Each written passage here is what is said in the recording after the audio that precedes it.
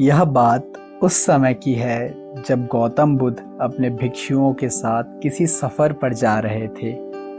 सफर काफी लंबा था, तो बीच में बुद्ध और उनके सभी शिष्य एक नदी के किनारे पेड़ के नीचे कुछ देर विश्राम करने के लिए रुक जाते हैं। तभी बुद्ध ने देखा कि नदी के किनारे कुछ बच्चे खेल रहे हैं। तब बुद्ध ने अपने शिष्यों से कहा कि आप सभी इन बच्चों को ध्यान से देखिए कि यह क्या कर रहे हैं। फिर बुद्ध के साथ उनके सभी शिष्य वहां खेल रहे बच्चों को ध्यान से देखने लगे। वह सभी बच्चे नदी के किनारे रेत से घर बना रहे थे और वह सभी एक दूसरे से बड़ा घर बनाने की कोशिश कर रहे थे। इसी बीच एक बच्चे ने दूसरे बच्चे का घर तोड़ दिया, क्योंकि वह दूसरे बच्चे का घर इस बच्चे के घर से ज्यादा बड़ा और सुंदर दिख रहा था। फिर अब यह बच्चा भी गुस्से में आकर उस पहले बच्चे का घर तोड़ देता है और वह एक दूसरे से दोनों लड़ने लगते हैं। फिर कुछ देर बाद जब वह दोनों लड़ते लड़ते थक जाते हैं, तब वह दोनों फिर शुरू से वापस अपना रेत का घर बनाने में लग जाते हैं। बुद्ध और उनके भिक्षु पेड़ के नीचे बैठे हुए यह सभी चीजों को ध्यान से देख रहे थे। फिर कुछ देर बाद गांव का एक आदमी वहां आकर उन बच्चों से कहता है कि शाम हो चुकी है और कुछ ही देर में रात हो जाएगी और तुम सभी अभी तक खेल रहे हो। तुम सभी की माएं तुम्हारे इंतजार कर रही है, चलो जल्दी सब घर जाओ। ऐसा कहकर वह व्यक्ति वहां से चला जाता है। इसके बाद वह सभी बच्चे जल्दी जल्दी सभी एक दूसरे के घर को तोड़ने लग जाते हैं और फिर सभी बच्चे एक साथ खुशी खुशी वहां से चले जाते हैं।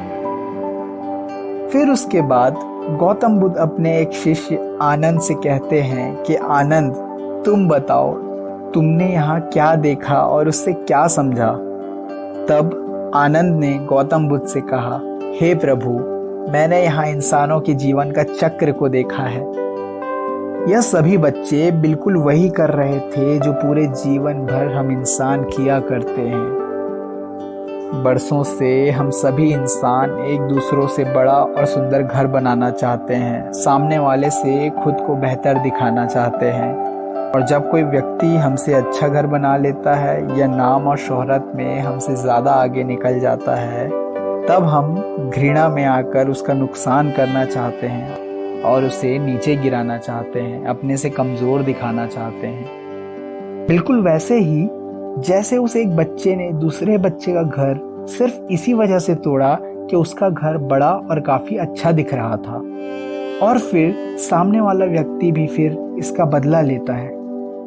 फिर जिंदगी भर बिल्कुल इसी तरह हम एक दूसरों से लड़ते रहते हैं और जीवन नष्ट कर देते हैं। फिर शाम हो जाती है, मतलब जब हमको यह दुनिया छोड़कर जाने का समय आ जाता है, तब हम सारी चीज़ें जो यहाँ इकट्ठा की, जिसके लिए हमेशा दूसरों से लड़ते रहे, उनको नीचा दिखाते रहे, वह सारी चीज़ों को यहाँ छोड़कर वापस जाने का समय आ जाता है। जैसे यह बच्चे शाम होने के बाद सभी अपने घर लौट जाते हैं और आखिरी समय में सारी चीज़ें यहीं छूट जाती हैं, और जैसे इन बच्चों को पता ही नहीं चला कि कब सुबह से शाम हो गई, ठीक उसी तरह हम भी अपना सारा जीवन एक दूसरे से ज़्यादा पैसे कमाने, अमीर होने और लड़ने झगड़ने में गंवा देते हैं। यह सुनने के बाद बुद्ध मुस्कुराते हुए बड़े प्यार से कहते हैं, बिल्कुल ठीक कहा तुमने आनंद। हम मनुष्यों का जीवन भी इन बच्चों की हरकतों के जैसा होता है। जीवन भर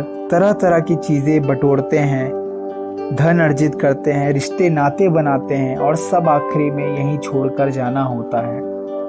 इसलिए अगर जीवन का सत्य जानना है तो पूरी तरह से तुमको वर्तमान में जीना होगा, क्योंकि असली जीवन ना तो अतीत में है और ना ही भविष्य में। जीवन तो केवल आज इसी पल वर्तमान में है। इसलिए अपने आज को सुधारिए।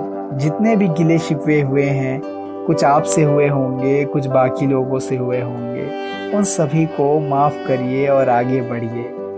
और यकीन मानिए, जीवन बहुत हसीन है। इसे व्यर्थ की चिंताओं में बर्बाद मत करना मेरे दोस्त। हम इस चैनल में इसी तरह की मोटिवेशनल और इंस्पिरेशनल वीडियोस लाते हैं जिससे आपके जीवन में बदलाव आए। अगर आपको ये वीडियो अच्छी लगी तो चैनल को सब्सक्राइब ज़रूर करिएगा।